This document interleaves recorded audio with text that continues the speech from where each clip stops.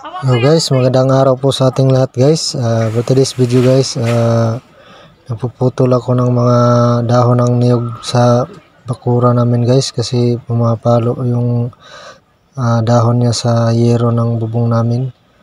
Ayan, tinawanan ako ng asawa ko guys kasi gusto niya akong pakaway-kawayin. Umaway naman ako guys. Ayan, inaway ko rin yung ita ko. Mag-intro muna tayo guys.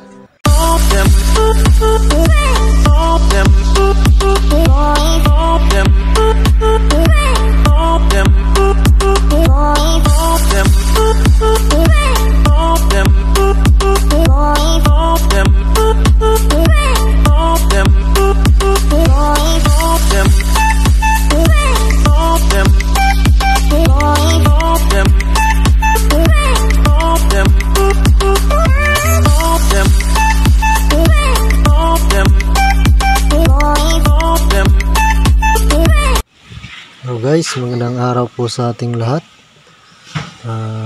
For today's video guys, magpuputol tayo ng ng mga dahon ng niyog dyan sa gilid ng namin, bahay namin guys, kasi yung dahon nila tumatama sa yero ng bubong namin.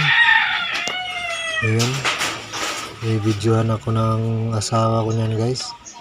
Ako yung nasa taas, nagpuputol ko yung dahon, lininis ko yung yung sa taas, yung tawag yan,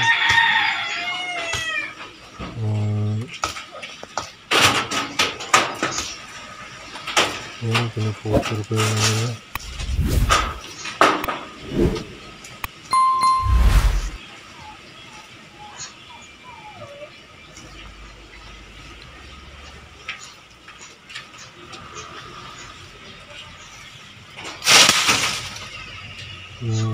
panoorin nyo na lang hanggang dulo guys kung yan, puputol na yan lahat ng ko.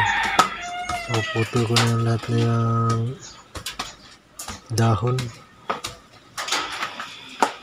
Yan CR namin, dyan tumatama yung mga nahuhulog na niya, yung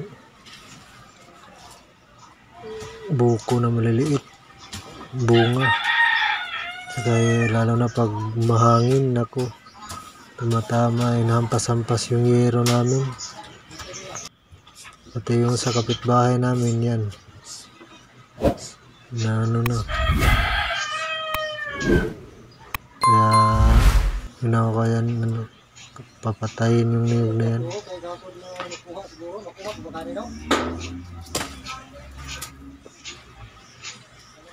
Isa ko yung na yan.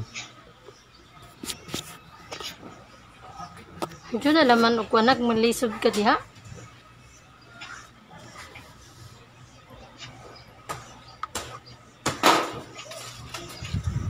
Yan, hanggang maubos ko yan, putulin lahat yung mga dahon. Natambahan lagi.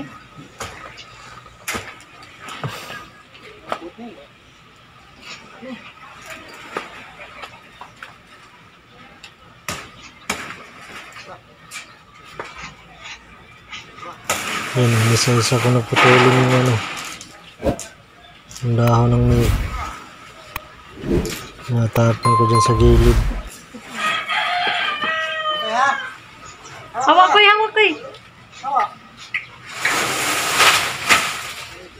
Yun, bumagsak na.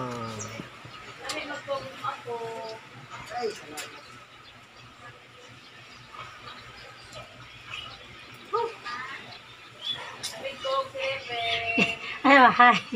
Ayan, pinakaway-kaway ako ng asawa ko dyan. Tinawanan niya pa ako. Umaway naman ako.